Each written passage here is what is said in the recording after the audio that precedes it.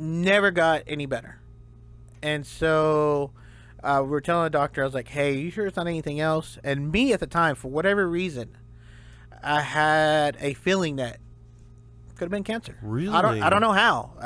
And it looked like there was blood coming from the bottom of my cast. Whoa. And so when they removed the cast, mind you, like I said, I'm only 10 years old. Yeah. And when they opened the cast, my leg above my knee was as big as a football. But when she looked at the x-rays, she saw the tumor right there and there. Really? So 2 days later, they pulled me into a huge conference room. All these doctors there, my parents, and I'm there sitting in a wheelchair.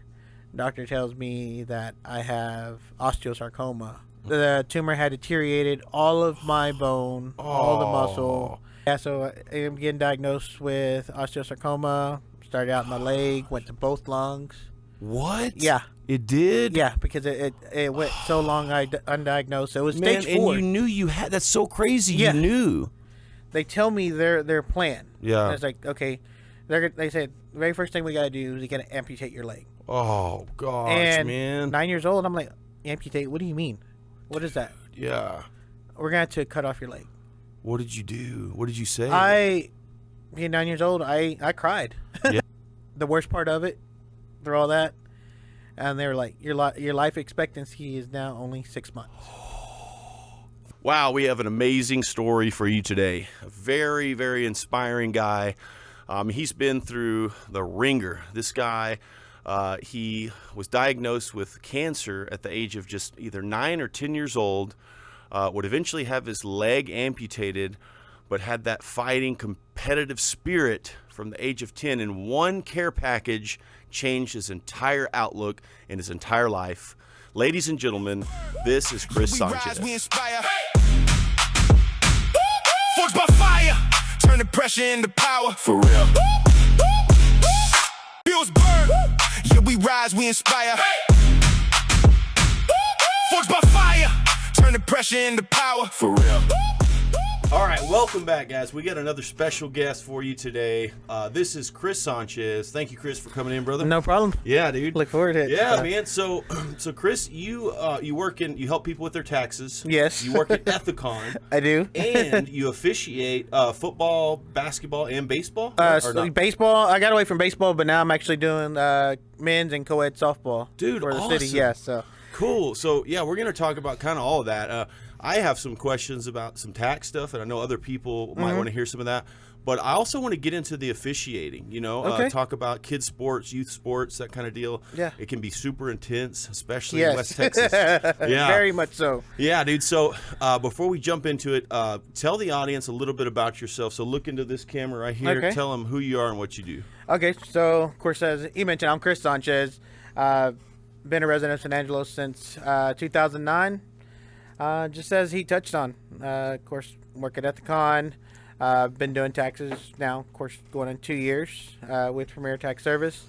And then, of course, most people probably see me around through the Y into the city for officiating. Like I said, you mentioned football, basketball, baseball, softball. Yeah. Anything you think of, I've done it. Awesome, man. Okay. Thank you to Maximus Nutrition for sponsoring the show. Maximus has some of the best nutrition and supplementation in the Concho Valley. Take it from me, as a strength coach for over 10 years, I've shopped there and got all my supplements from there.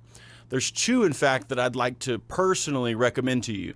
One is a good protein supplement called UMP Beverly International. It's got one of the highest bioavailability rates, so your body actually absorbs like 90% of the actual protein instead of like 60%. The other thing they carry is methylene blue. It's a really cool supplement. Do some research on that one, but it helps with mitochondrial energy uptake. So it helps you to recover faster, have more energy and focus in the gym. So thanks, guys. Maximus Nutrition. They've got 2 locations, the one on Sunset and the one on Knickerbocker. I want to thank Winter the Barber, our newest front-end sponsor of the Matt Cottrell Report. Winter the Barber is located at Fresh Cuts, which is in the Sunset Mall right across from Marshall's. Winter does it all. She specializes in men's cuts, beards. She does waxing, the works. You got to go see Winter. She also does the little kids. She's got great rates. Also does walk-ins.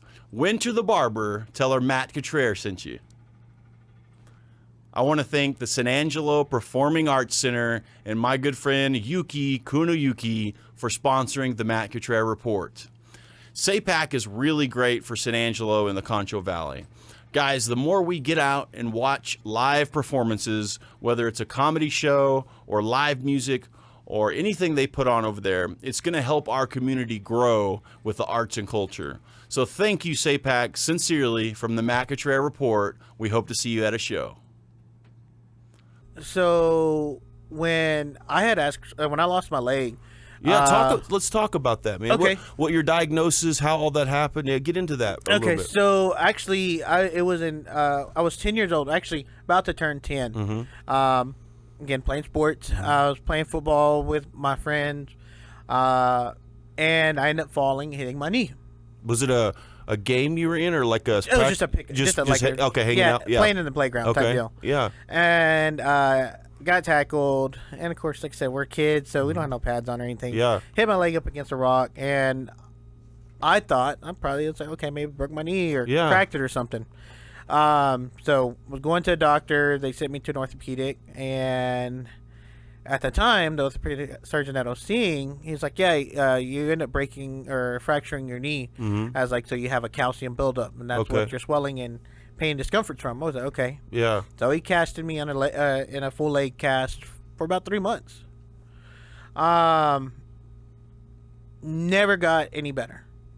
And so we were telling the doctor, I was like, hey, you sure it's not anything else? And me at the time, for whatever reason, I had a feeling that could have been cancer. Really? I don't know how. I just had a weird feeling. And I asked the doctor, I was like, hey, by chance, I was like, there any possible way that this could be cancer? He's like, no. He's like, you're just a kid. You don't know. Exactly, yeah. And so, all right. Let it be. And so it was actually closer to my mom's birthday in February. I had taken a bath, and I looked down at my foot, and it looked like there was blood coming from the bottom of my cast. Whoa. Yeah. And so I told my parents about it, and so they took me to the emergency room there in Colorado City. Mm-hmm. And my family doctor, he was like, okay, let's cut this cast off right away. Yeah. And so when they removed the cast, mind you, like I said, I'm only 10 years old. Yeah. And when they opened the cast, my leg above my knee was as big as a football. Whoa, dude. It was like busting out of your cast. So essentially what it was doing, that cast was cutting off circulation, and it was cutting out through, I guess, pores, I don't know. Yeah. But yeah, and so my family doctor actually sent me to another orthopedic surgeon, and that next day he was like, go see this doctor. She's really good. Went over there. We took the same scans and x-rays that I had been using. Yeah. And right away, like, I didn't know this. It wasn't until my dad had told me. But when she looked at the x-rays, she saw the tumor right there and there. Really? So man.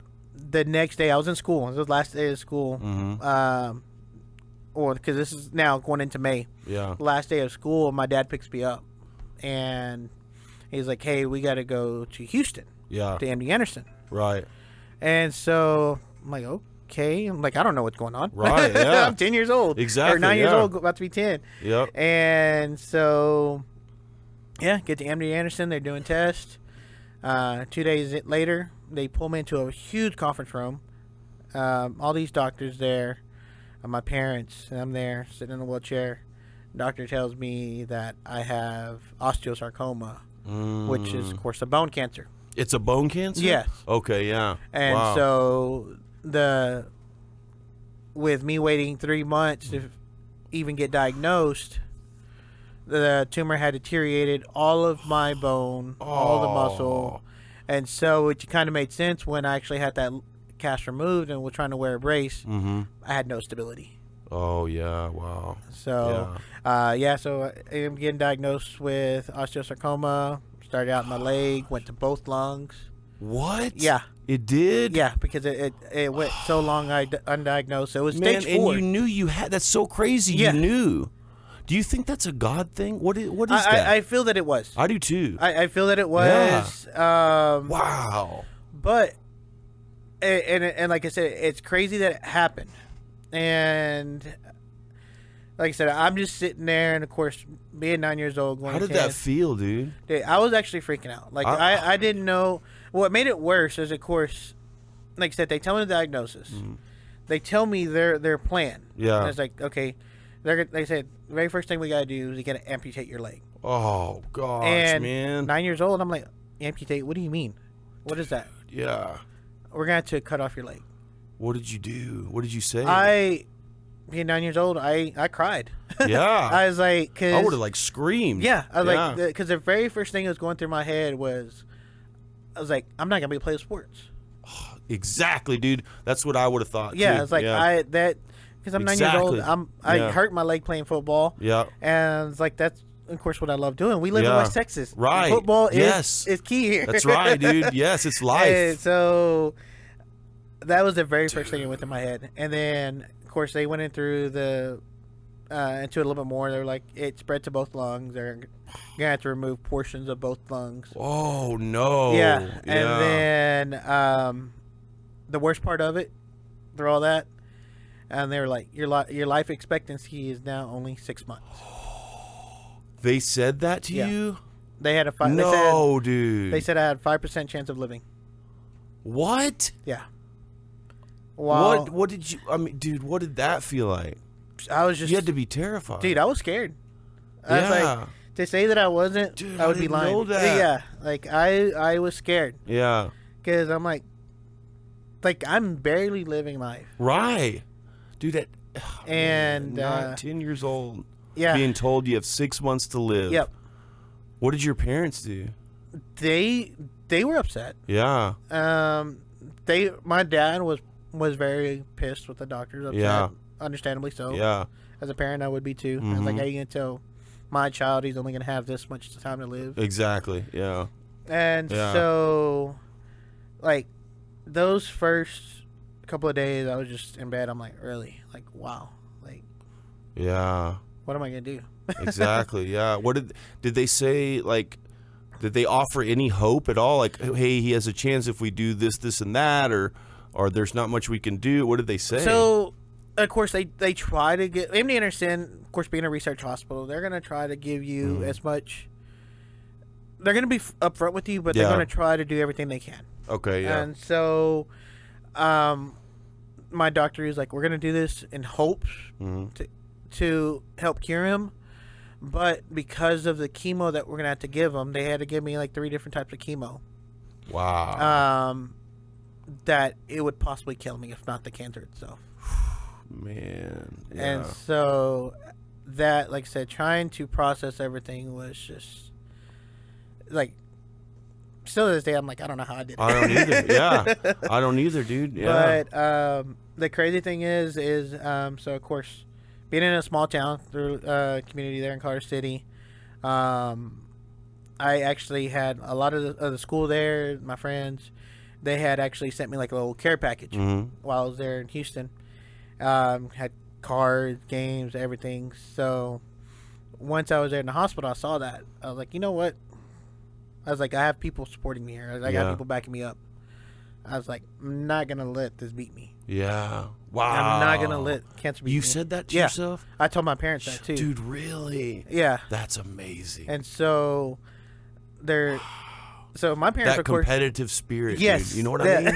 That's so cool, man. So yeah. I was like, I'm gonna beat this. I'm gonna do everything I can. I was like, I'm not, regardless of how I'm feeling, I was like, I'm not gonna let it beat me. Wow. Yeah. And so from that day forward, I was like, I'm gonna fight. I was like, I am gonna fight. Yeah. And if that day ends up being my last day, I am going to enjoy that day. Exactly, dude. And so, and still, honestly, through today, like, I still have that same mentality. I was like, yes, I wake up. Yes, I'm hurting. And yes, it's like, of course, like I said, wear and tear of having to deal with this for 40 years or 30 years with the cancer. Yeah. I was like, I still get up. I still enjoy the day, regardless Yeah, of man. everything that's going on. I try to make the best of it. Exactly. Yeah. So what did they do? Did you start chemo? Yeah, so they started me with chemo right away. Yeah. So it was actually May 24th of 95 was when I was diagnosed. Okay. And so that very next day they started me on chemo. Okay. Yeah. I did that it was only supposed to be like 8 months or so, if I remember correctly. Yeah. But that chemo was so strong that it killed my immune system. Oh, I bet. So, like, I think I was in the hospital more for infections. Yeah. Oh, really? Yeah. Because of the chemo than I was the actual treatment itself. Exactly. Yeah. Okay. Like, it got to the point where, like, it was crazy. I think it was on my 10th birthday, matter of fact. Of course, like, my parents are trying to make me comfortable or consider comfortable for the next 6 months in case I was to pass, Right. that they end up giving me like this huge birthday Wow. in June, and had all my friends there, family there, and as I was there, like, I was just like, okay, I'm starting to feel weak, Yeah. and so I leave my party early, Yeah. go home, go to bed. I wake up, I feel miserable. Oh, man. And so my parents rushed me to the hospital. I have a super high fever. I couldn't even tell you what it was. And just miserable. I couldn't even stay awake. Mm-hmm. So I end up becoming unconscious. They're Oh. at the emergency room. Okay. Yeah. So this is everything that I was told as when I came out Right. of it. But Yeah. I end up going into a coma. Oh, man. Yeah. And so I get flown out to Lubbock from Colorado City, and was in a coma for 5 days Oh, because wow, of- dude. of the chemo that I was on. Yeah. It had wore me out so bad. Yeah. And of course, the doctor, same thing. They're like, he's probably not going to make it. I was They like, probably thought that was it. yeah. I was like, if it doesn't make it, it's like the high severity of his temperature, because they had literally an ice blanket because my temperature kept getting so high. Yeah. I want to say maybe 107, 109 from what I was Dude, told. That's crazy. Yeah. And so they were trying to keep my temperature down. Mm-hmm. And the doctors, I told my parents, are like, I was like, if he does come out of this coma, like, he's probably going to be in a vegetable state. Like, he's probably going to have brain damage because of the temperature. Yeah. And so, again, another news that they didn't want to hear. Yeah. And so, but I do remember when, of course, I said I was already 10 years old. I wake up out of coma. I'm there in the ICU. Yeah. I see my dad there. Yeah. And, of course, I knew I was okay. Yeah. And my dad knew I was okay. Did you just have because, any kind of experience, like a near-death experience at all or anything? Did you see anything? No, so there's actually times that I've had it. Really? It was actually during a surgery. Really? Yeah, so I believe it was when I was having surgery on one of my lung removals or partial Yeah? lung removals. The doctors did say I did pass away on the table. Yeah. That they had to bring me back. Okay. Yeah. But yes, it's hard to explain exactly what the experience was like. Yeah. It literally, like they always say, like you see a light or whatever, and that's just kind of almost like, it was like that, and it was crazy. Like I just couldn't, like I said, I can't explain it. It's just it was weird. But yes, there's been times that I did almost die because of this. Wow, I said man. the closest was when I went through my coma. Yeah. And then of course the surgeries itself. Mm-hmm. Surprisingly, like I said, when they did the operation on my leg, it took 9.5 hours. But Whoa. yeah, I did wake up during that. That was Dude, that. what? Yeah, because of course, anesthetic only lasts for so long. Yeah. And so Well, take me back real quick. So right after you woke up from the coma, you knew you were okay. You knew you were alive. Your parents, your dad's there? yeah. So what And what happened? And this is how I knew I was probably. Me and my parents knew I was okay. Okay. So of course I'm in a coma. Yeah. Of course I'm in bed and can't go to the bathroom or anything. I wake up and I see myself in a diaper. Really?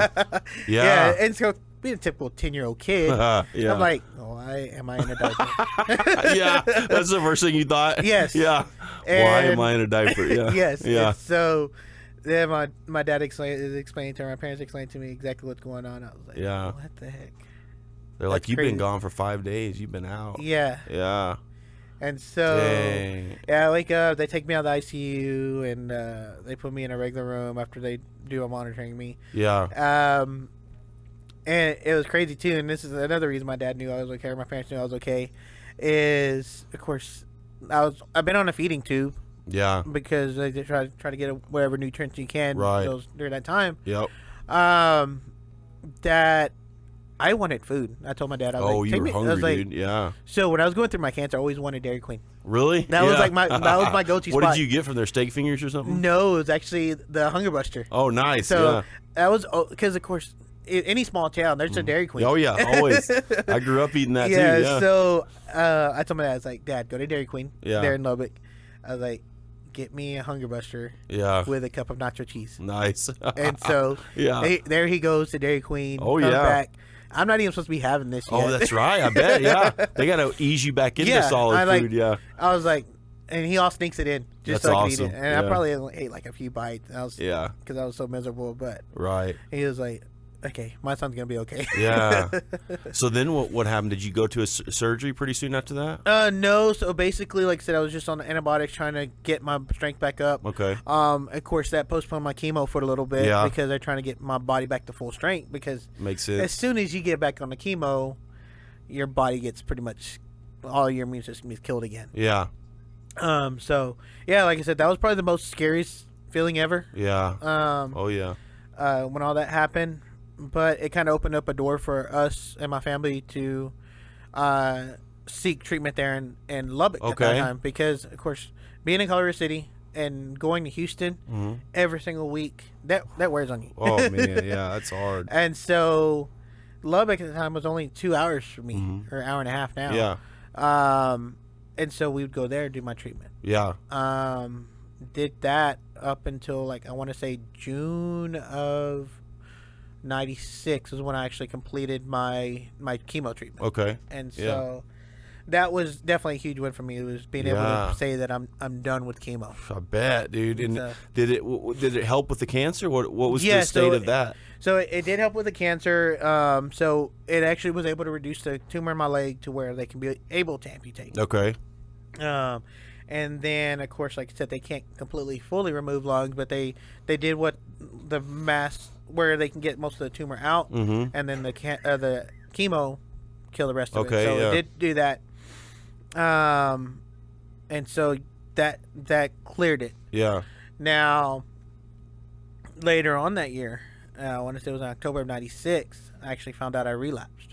Oh no. So it came back? It came back. This time it came back in my throat. Oh no. Or it was near my throat. So it was the thymus gland, which is, I want to say, like right behind your heart or just in the What? general area. Yeah. Okay. Yeah. And How did they find that? they were doing checkups every Okay, 3 months. yeah. And so when they did a chest X-ray, they found a mass right here. Man, dude. And so then they did a CT scan to determine it, or MRI, if I remember Yeah. correctly. And so they saw it there. And so same little conference room setup, much smaller, of course, smaller scale because it's Lubbock. It's just me, my doctor, and my parents. Same thing. They were like, hey, so cancer came back. It's in his thymus gland. And they told me exactly where it was at. I was like, we can't do chemo. Oh, you were like, I'm not doing that again. Yeah. Because I had just Wow. barely finished it just months Yeah. prior. I was like, Oh, what a nightmare. if we restarted back up, it's going to kill him. Oh my gosh, dude. And What did they say? They just told me that there's a mass. But how are they going to treat it then if not? So what they actually did is there's like your only option to be able to remove it is surgery. And so there again, back under on the operating table, they literally had to crack my ribs open or my chest cavity open, push everything out Whoa. to be able to get to where the tumor was. Yeah. and which MD Anderson did that there in Houston. Yeah. Okay. They weren't gonna let Lubbock, Right. Yeah. because like Lubbock discovered it, but they were like, no, Right. we're They had gonna to be get the you ones to doing it. Yeah. So, Specialist. Yeah. yeah, so they did it, and luckily, thank God, they were able to remove it just on that one surgery. Really? No chemo. Thank God. Yeah. Because you wouldn't have made it. Yeah. Probably through another round of that. Like I said, there I was already 11 years old. Yeah. Yes, I was starting to get my strength back, but to go through all that again, Right. I couldn't begin to do all that. Yeah. So then what happened? And so they, of course, continue to do the checkups every 3 months, and then it ended up becoming every 6 months. And then when did the leg happen, though? So the leg actually happened not long after I was diagnosed. So I was diagnosed May of 95. Okay. They ended up doing the surgery September of 95. Okay. The amputation. The amputation. Whoa, So, dude. Yeah.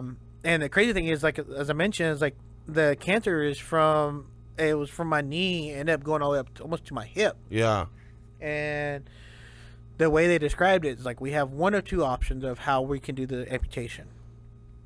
The first option is we completely remove it all the way up to the hip, but then I won't have a limb to use a prosthetic. Oh, no. Yeah, that's a problem. Yeah. And so I'm like, no, that's not going to be an option. Yeah.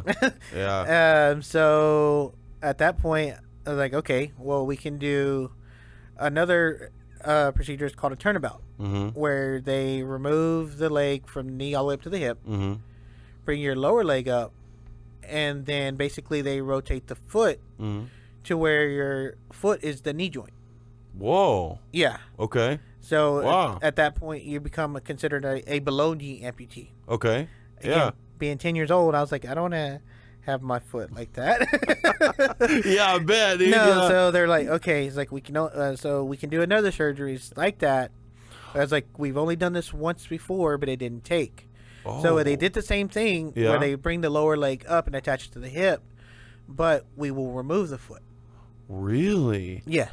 Dude, what? So initially your foot was going to be where your knee is, really? Yes.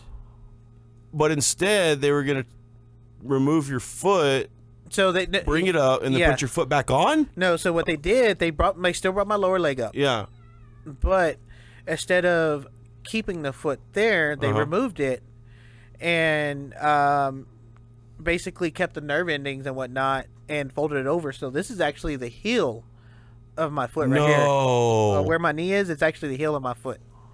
No way, Yeah. dude. And what about your foot? I don't have a foot. Oh, right. So they removed That the makes foot sense. completely. Of course, yeah. But they kept all the nerve endings of my Yeah, foot. yeah, okay. Because anybody that's an amputee, Yeah. anybody that loses their amputee, of course, it's just a straight cut. So they Yeah. lose all like nerve or feeling down into their stump or their limb. Yeah. And so what my doctor did, he ended up keeping all those nerves Wow, yeah. in there. Yeah. He's like, this is actually going to be a benefit to Yeah. you because if you ever wear a prosthetic, Uh-huh. you will know if there's any type of discomfort or anything that doesn't feel right. Okay. And so you can be able to make any adjustments if need Yeah. be to any prosthetics that you wear in the future. Okay. I was like, okay. Yeah. Of course, I'm 10 years old. I don't know anything I like know. that yet. Yeah. And so I was like, okay, whatever. Mhm. And so, and it's crazy because, like I said, the fact that I have like my nerve endings there's been times that and it's called, or of course, like phantom pain. I was going to ask you about that. Yeah. There were times that I feel like my foot would be itching. Really? Yeah. And So of course, that's it's not- real, huh? Yeah, It's very real, It's definitely yeah. real. Yeah. Of course, like I said, it's definitely real when you first lose a limb. Yeah. there's Did you have times- times where you still thought it was there? Yes. So when I actually came out Wow. of surgery, Yeah. the morning of my amputation, or that afternoon now, of that amputation, I had asked the nurse. I was like, I thought you were going to remove my leg. What? You didn't realize it was already gone? Yeah, because I still had the whole feeling there. Like my foot Really? was at the end of my bed. Whoa. And so yeah. the nurse was telling me, I was like, We you already did have, did. yeah. And like I said, I'm coming out of Wow. surgery, so I'm still groggy. I don't know really what's going on. Yeah. And I was literally arguing with the doctor. I was like, no, or the nurse. I was like, no, Yeah. it's still there. And then my dad walks in and was like, Chris, I was like, no, your leg gone. I was Wow. like, no, Dad. I was like, I feel my leg. That's crazy. Yeah. But it wasn't until when I finally woke up Yeah.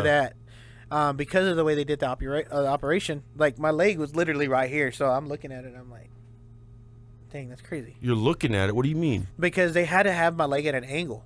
because they get the blood flow back into me. So to go in out into my limb and then back into my body. Yeah. So they had it at an angle to where blood flow is circulating in and out. So I was actually able to see kind of how of course it was bandaged, but yeah. Seriously? Yeah. Your leg was still there? No, like after they removed it, the limb itself, the remaining of it, I could actually see. Yeah, that's what I mean. Yeah. Wow. So, but yeah. For how long? They had that Just until they were able to move it back down. Yeah, okay. So it was like a couple of days. Yeah. But dang, man. And so once I was bandaged up for weeks, so I didn't really actually get to see my leg itself. How it looked. How much pain were you in? The recovery, was it hard? It was tough. Yeah. Because of course, like I said, they're manipulating the body that's not built to be like that, and so, of course, like I said, they had to put a steel rod in my hip, rods, plates, everything. So there was a lot of pain and discomfort. I bet. For this first couple of months. Typically, they try to put you in a prosthetic within 6 months. Okay. It took me almost a year. Oh, just did it? because of the recovery. They wanted to make sure the hip was good. They wanted to make sure this was still good, the limb itself was good before they tried to put me in a prosthetic. Wow. Yeah. Okay. And then what happened when you got to the point where you could do that? They tried it out and how'd it go? So they put me in a prosthetic. Initially, the doctors were telling me, I was like, okay, it's like with us doing this, it's like essentially you're only going to be able to walk in a one-room area. A what? Like walk in a one-room area. Oh, okay. Like so, Yeah. just basically in the living room, bedroom. I see. Yeah. Other than that, I'm either going to have to use crutches, a walker, just to be able to get around. Okay. I was like, okay. But of course, I'm not trying to do all that. I know, right? Yeah. And so I got fitted for my first prosthetic. Of course, nervous. I hadn't walked in over a year. Yeah. Almost, actually, if you think about it, almost probably 2.5 years. Whoa. I was on crutches even up at the time when I was Yeah. going through my chemo. Yeah. And so I hadn't actually taken my first step by myself in so long. So I was nervous, scared. Uh-huh. But it was definitely challenging. It was painful. Uh-huh. But I was like, I'm going to do this. Yeah. I'm going to do this. And was going, like I said, West Texas Rehab there in Abilene. They were constantly pushing me it's like, okay, we're going to do this. We're going to continue to get you walking. And then the other thing they tried to have me do was physical therapy in the water. Oh, the swimming pool therapy. Yeah. To strengthen my leg and balance. And just doing that. And I think it was probably about a year in, I was able to take my first step without any type of assistance. Wow. So I was on the little walking beams, and I was like, all right, I was holding my hands up above the bars. Let me try doing this. And so I was able to take my first couple of steps without using the crutches, the bar, anything. I was like, okay, let me do this. And then about a year later, I was actually had my own version of running. Really? Yeah. Whoa, man, cool. Yeah. I was doing that, and I was like, okay, I'm gonna end up playing sports now. Yeah. And so I think probably within 2 or 3 years, once I actually got fitted for the prosthetic, up until my first game playing baseball there in Abilene. Really? Dang, dude. How old were you when you got to play? So I was actually 12 years old. Okay. So I was already 6th grade. No, actually, yeah, it was my about 12 going to 13, so I was going into my 7th grade year. Yeah. When I was actually started playing the Challenger division there in Abilene. Yeah. And how was that experience? It was fun, and it was kind of cool because I never knew something like that existed. I know, that is cool. And so I'm seeing a lot of kids out there that have different disabilities and whatnot, and the fact that they go out there every single Saturday and play their heart out and not let it stop them. I was like, dude, that's awesome. Isn't that amazing? Dude, I love that. I did that a couple times. I got to do that with some kids my age. Yes. I loved that, dude. It was awesome. Yeah. Dude, that's cool. And so did you play any other sports at that time? No. So baseball was the only thing I ever played. Okay, So like I would play basketball for fun. Right, yeah. And I was doing that all on one leg at the time. Really? Yeah. Because I hadn't got fitted for a prosthetic yet. Oh, so, wow, okay. I would be just hopping around, just playing basketball that way. Because I hated using the crutches. I hated it. I was like, I'd rather hop around or pivot than use crutches. Did you get good at that? I bet. So Yeah. I did. So if I had to go to, like, especially when I was at home growing up, if I needed to go to my room or to the living room or the bathroom, I'll just hop everywhere. Right. So, yeah, dude. I was like, Yeah. and I think up until recently I was still doing that. I was like, no. I was like, I'm getting much older. I can't be doing that. Really? I was like, I was like, I gotta be using crutches now. Yeah. I was like, knowing me, I'm probably trying to hop somewhere and end up falling, missing. Well, my you don't have crutches right now. When do you use them? I only use them when I don't have my prosthetic now. Oh, So, when is that? It's usually at nights. Oh, okay. Yeah, so like when I get see. home, get ready for bed, then I'll just use my crutches. But That other makes than that, sense. Yeah. if I'm up moving around, I always have my prosthetic on. Yeah, okay. Like, So what about the cancer though? Did they at that point, like when you were like 12, it was completely in remission? It was so gone? I want to say it was probably when I was 16 years old.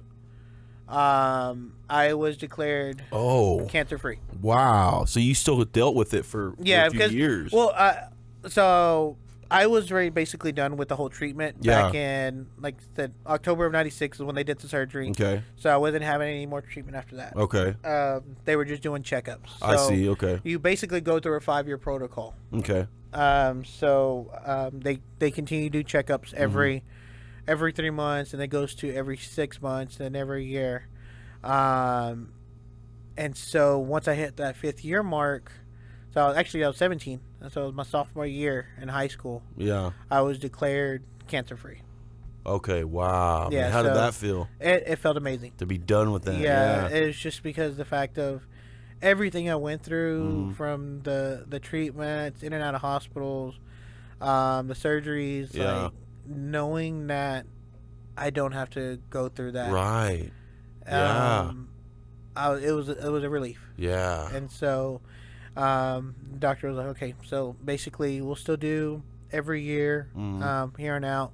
Yeah. And then every now and then we'll do then we'll extend it out to 5 years. Okay. And so still to this day, like they still do tests to make sure They do? that, Like every 5 years? Mm-hmm. Have you had anything since? No. Good, never. man. So That's amazing. Yeah, they still do blood work because usually they can tell the markers just with the blood work Right, if there's cancer. What do you know what the markers are? That No, indicate, I okay, I'd like don't. to know that, but yeah, anyway. I don't. That's good though. Though man. they do that, and they do, and of course, the chest X-ray, make sure there's Yeah. nothing there. Yeah. But yeah, and so since like I said, What about have prosthetics come a long way since your dude, first getting them? so much, Really? so much. I bet. So my very first prosthetic was literally, just a socket that goes over my leg, a bar that went straight from my knee to my foot, Okay. and then a foot that had no flex whatsoever. Wow. So it's yeah. basically just to basically walk and Yep, stand. Exactly.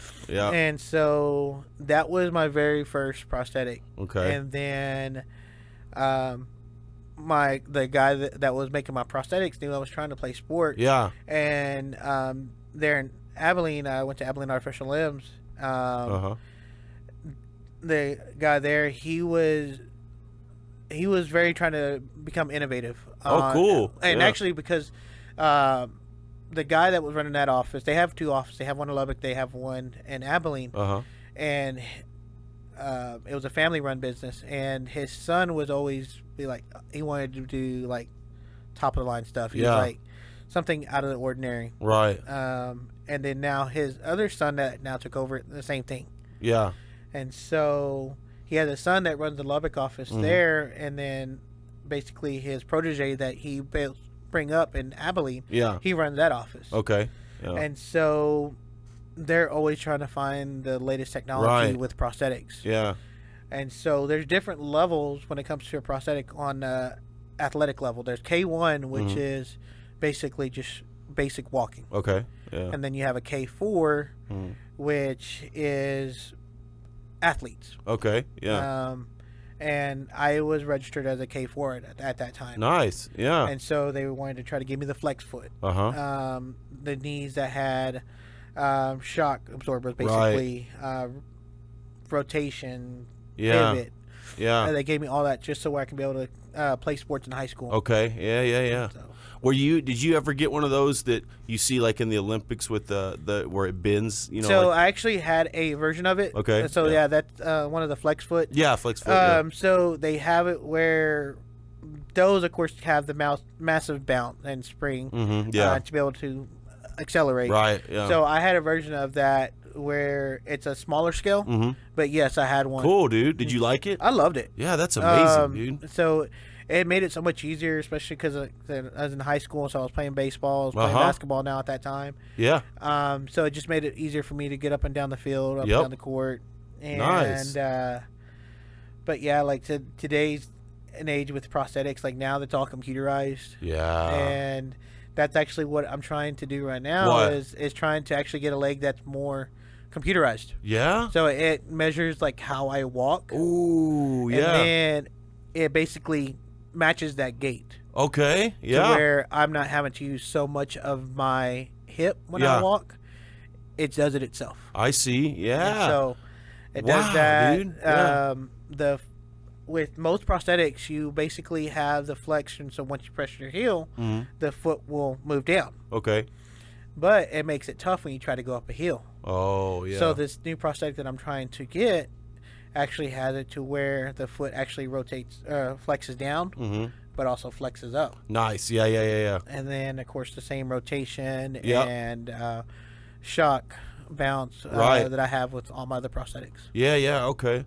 So who are you working with right now? So right now I'm working with Abilene Artificial, Abilene Artificial. Okay, yeah. But I'm actually probably going to be switching to the West Texas Rehab here, possibly. Okay. Just being closer to town and whatnot. So that's still kind of up in the air. Don't know exactly which direction I'm going yet. Yeah. Yeah. Dude, that's awesome, man. What if they create technology where they're using artificial intelligence and they can somehow create an artificial limb that is not you don't have to remove it. It like kind of makes you like a cyborg. Would you do it? I don't know if I would. That's been a question that I've asked before, is because they were like, well, what if they had a way to be able to use like your nerve endings? Yeah. And attach a leg for you. Well, yeah. Would you do it? I don't know if I would. Oh yeah. And only reason being is just because I guess I'm so used to this to do something different. Yeah. And normally I don't mind change at all. Like I'm pretty adaptable, but I don't think that's something I would probably do. Yeah, I understand that. Yeah. I guess just comfort on that. I don't know. Yeah, I get that, dude. So how is it with running up and down the court, like when you're officiating now? So now, of course, like I said, my body has a lot of wear and tear. Yeah, dude. But I get it, now it's a little bit harder, but I still try to do it. And people will still come to me after the games like, dude, I was like, I'm impressed. I was like, the fact that you're missing a leg and you're still going up and down the court and you're not letting it slow you down. Dude, I was like, I got you. That's I was cool. like, for me, and any job that I've ever done, I've always tried to take as much pride into that job. I love that. So I want to try to be good, if not great. And so even though, yes, I don't have the same speed as most officials, I can't move up and down freely like most officials. I try to get in best position. Oh, nice. Try to get the best angle. Exactly. To be able to make the right call. Okay. Because I don't want to be caught in a position where I'm trying to make a call. And I'm like, okay, I think this is the call. Right. I want to be sure that this is the call. For sure. Yeah. So I try to be able to adapt. Yeah. Dude, that's an amazing story, dude. Thank you for sharing that. No problem. Yeah, I didn't even know, dude. Cool. Yeah, so let's jump in real quick to the officiating. Yes. So what got you into that initially? I was actually when I was back home in Colorado City. My little brother at the time, he was playing basketball, and they didn't have enough officials. I had just barely graduated high school, so of course I loved basketball. Yeah. And so I helped out with that, fell in love with it, and just kept it going up until the time I moved here. Yeah. So what do you have to go through to become, let's say, a referee or an official for basketball? What do you have to do? So really, of course, conditioning's a must. Yeah. It's like you're going up and down the court, 2-3 games a night, and then. But other than that, no, it's just really just you attend a clinic. They teach you mechanics of the game, how to get in positioning to make calls. You go through a couple of scrimmages to kind of get used to it, because of course you got to practice to get better out there, and then they'll start putting you in games, and of course, you really just got to have the experience. The more years you do it, the better you're going to get. For sure, So. yeah. And you do it through the YMCA here? So I've done it through the YMCA. I've done it through the city of San Angelo. I've done Tasso as well. So I've done Okay. high school, junior high games as well. Nice. What's the highest level you done? High school? Or? High school. Okay. So I've done varsity. Cool, dude. So Yeah. So why do you think that, sports can get so intense at the youth level? Like the parents can get very, very involved, like overly involved. So why do you think that is, and how do you deal with that whenever they're coming at you like, you mother, you son of a, all that? and honestly, it's the intensity is just, of course, the passion of seeing their kids do well. Yeah. And I get that. I have 2 boys. Both of them played sports, and of course, I always want to see them do good. Mm-hmm. And then, of course, everybody has some type of competitive nature. Yeah. Even if they played sports or not. Yeah. They have some type of competitive nature. That's a good point. You're right. Yeah. So you got that. You got the coaches that are showing the intensity of trying to get their players to go, to try to get to that next step, trying to get the win. Yeah. And then the players itself, and then the biggest thing is, especially when you get those fans that are just going like, "Hey, you missed this," or you basically arguing every call. Most of the time, it's just the fact that they don't know That's true. the rule or know the explanation behind it. Yeah. Sometimes, like I said, with some of the guys that I've reffed with, that I've learned, if you can explain it to them to where they can understand it, try to explain to them if you have the time. Sometimes, like I said, with JV, varsity level, you don't ever get to explain it. As long as you can explain it to the coach where they understand it. Right. Parents are never, ever going to be happy with the outcome, regardless of the explanation. Man, that's true. So. Yeah. Dude, that's crazy. So have you ever had somebody, like a parent, like do something to you or say something to you that was inappropriate? I've crazy. had parents come up to me, but like I said, I've been doing this since I was 18 years old. Yeah. What do you say to them? Honestly, like I said, I'll explain to them if I can. Yeah. Sometimes, like I said, they're not happy with it. Yeah. But I just kind of explain to them. I'm like, look. Yeah. It kind of is what it is. Like, Right. It can't. No, like I said, they're never going to be happy with the answer. Have you ever had to kick anyone out, like either an athlete or a parent or a coach? Parents. Yeah. Kids, athletes. Yeah. Really? I've had to, and it's Yeah. just because in today's age, especially with the athletes now, they see how some of these athletes act, Right. and they think they can Yeah. carry that into a youth game. And it's like with the youth game, we never want to kick an athlete out. Yeah, sure. We want them to experience the game. We want them to play, and of course, for parents, we never want to kick them out. Yeah. We want them to be able to come out and enjoy their kids sure. play, because that's what they came to pay to do. Yeah, for and sure. like I say, I never ever want to kick anybody out. Yeah. But sometimes, like I said, it calls for it. Yeah, because things dude. get out of hand. For sure. Yeah. Interesting. All right, guys, you're going to have to tune in to catch a rest. We're going to shut off the live. Thanks for watching. Cool. So, what's your favorite to do? You said basketball or what? Or Basketball is my favorite, just Yeah. because, like I said, I started playing that. Believe it or not, I didn't start playing basketball until my junior year in high school. Okay. Yeah. Because, of course, like I said, having a prosthetic, most coaches weren't really... Like, they were afraid I was going to get hurt. Yeah. And Okay. understandably Wow. so. Where'd you go to school? Colorado City.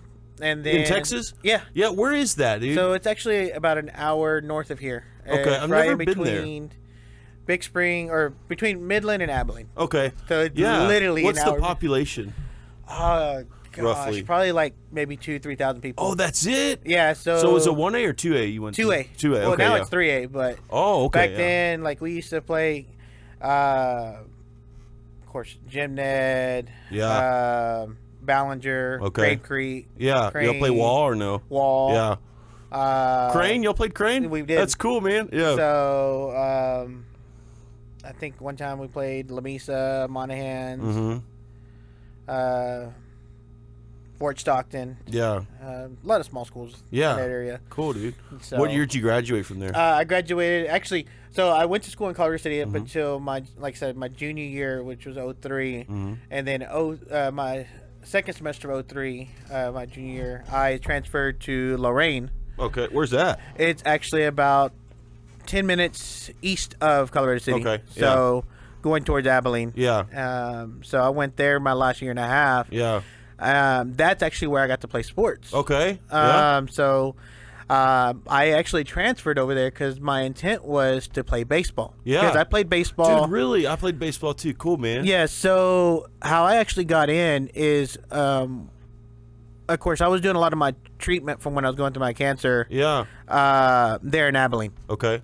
So I was also doing my physical therapy there in Abilene. Yeah. So the West Texas Rehab there in Abilene, they actually had a Challengers division. Mm-hmm. And again, same thing. A lot of coaches and parents, they weren't comfortable with me playing just because they didn't want to see me get hurt. Right. Okay. Because there in Colorado City, they saw me grow up with my cancer. Yeah. And they saw me go through everything I went through, so they were a little skeptic on Yeah. or not really skeptic, but more nervous on how I would do. They wanted to keep you safe. Yes, Yeah. exactly. Okay. So I did that from up until I was probably about 8th grade, or no, I was probably about my 8th grade freshman year. Yeah. And then I did play my freshman year there in Colorado City, or attempted to play. But kind of the same thing. They were just kind of a little nervous about me playing. They didn't want me to get me hurt. Or I didn't get hurt. So Right. that's when eventually I decided I was going to transfer to Lorain. Okay. And my coach there, I told him I want to play baseball. He's like, all right, perfect. Yeah. Well, going into January, it's like, of course, a couple of months till baseball starts. Middle of basketball season, I was like, he came up to me. He was like, well, until baseball starts, do you want to play basketball? Yeah. Get you conditioned for baseball. Right. Yeah. Well, I've only played basketball for fun, so I was like, right. sure. Okay. I was like, I'll do it. And so, yeah, went out to the practice later that week and fell in love with it. Had my first game. It was actually against Westbrook, who was our biggest rival. Wow. Yeah. at the Nice. time.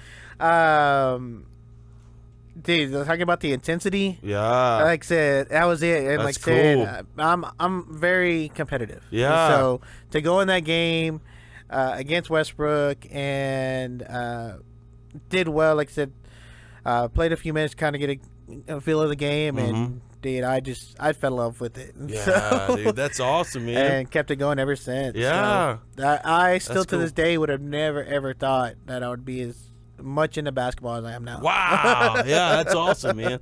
I loved basketball too, dude. I played football, basketball, and baseball were my main three sports. And it's like it depended on what season it was, that was my favorite sport. Right. Like I loved them equally, dude. Yes. I really did. Yes. But, when you get to a certain level, for me in high school, you can't, it's really, especially at a 5A or 6A technically, at Central, it's not feasible. It's not practical to play three sports. Right. And you can barely play two. So I played football and baseball. Then my senior year just focused on football. Right. But, dude, same here, man. I loved basketball, Yes. man. I still love playing. Do you ever play now? I try pickup to, game? but man, it's so hard with. Yeah. 'cause Have you lost more mobility like as you've gotten older? and Yes. stuff? Really? So what about? Tell us a little bit about how you got into the tax stuff. So it was crazy. I was working with Diane Ellison with Premier. She actually was the one that started getting did my taxes when I was working at Jim Bass. Okay. And so it wasn't until last year I think we ran into each other on Facebook, and I saw a post of hers that she was looking for tax preparers. Yeah. And of course, I've always kind of done my own thing with taxes outside of when she did it with when she was working for her for a tax company at the time. I kind of did it on my own, so I was like, okay. So when I saw that, I was like, okay, oh, this would be interesting, because I was already working at Ethicon. Yeah. So of course they have the rotations, 4 days on, 4 days off. Yeah.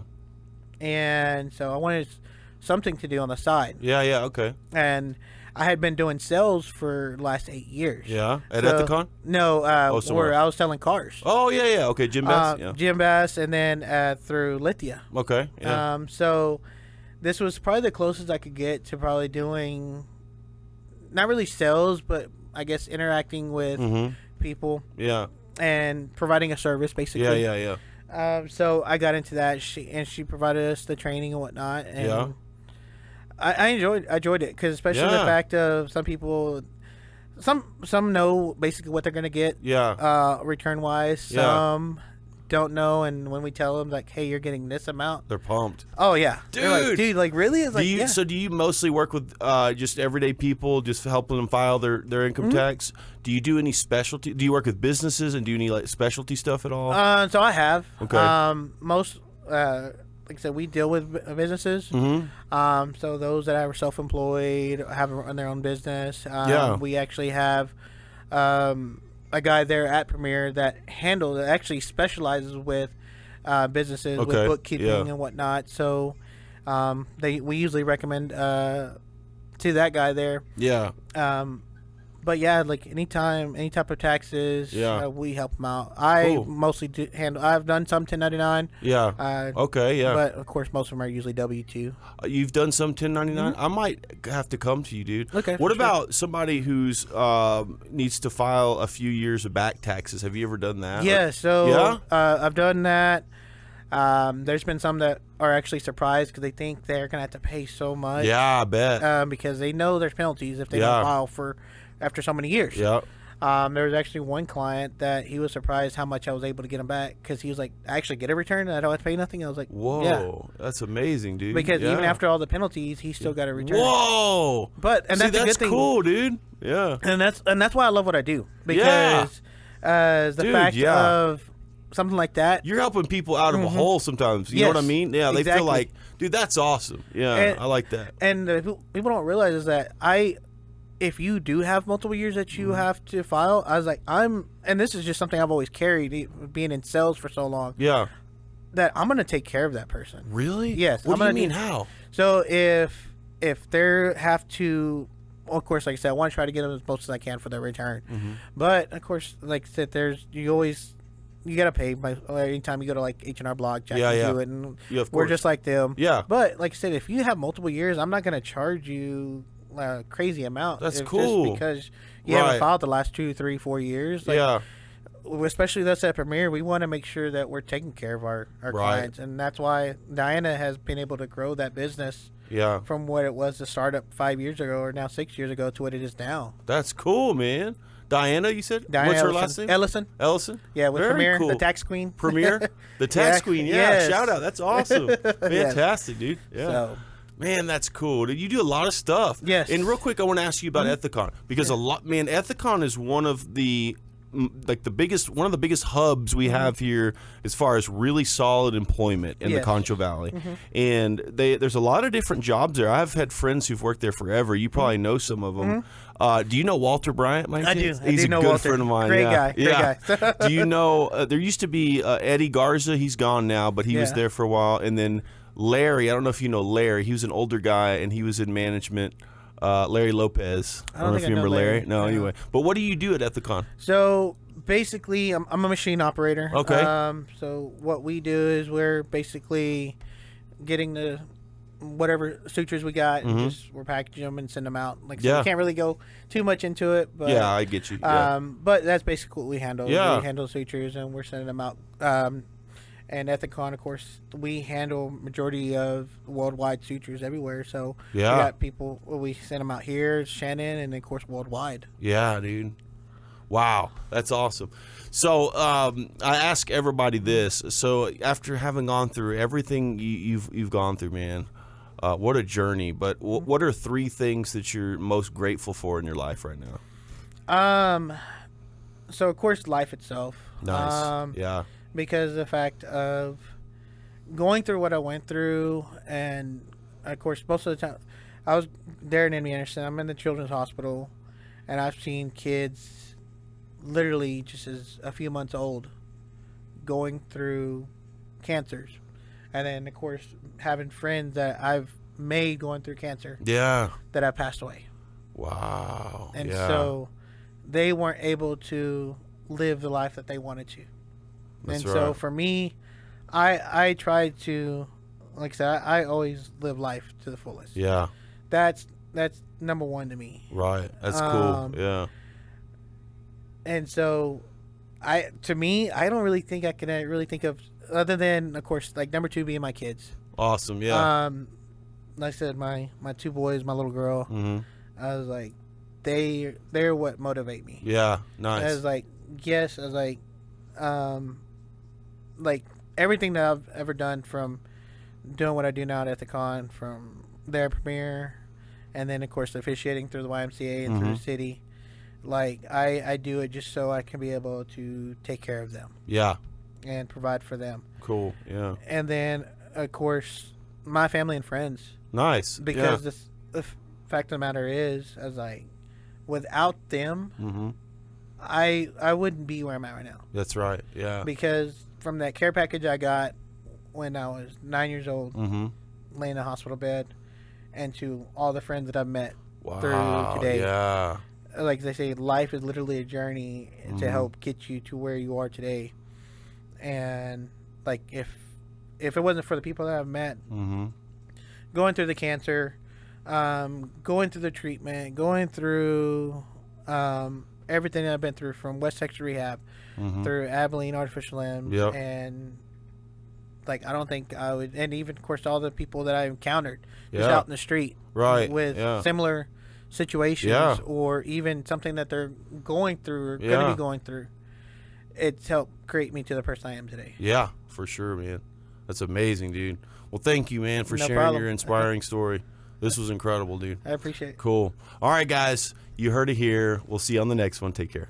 Thanks for joining us, guys. I can't tell you how much I appreciate Chris Sanchez for sharing his inspiring story. I mean, what a testimony that was, just to hear about him fighting through that and making the best out of his situation. We can all take a page out of his book. Thanks for watching, guys. We'll catch you on the next one. We rise, we inspire.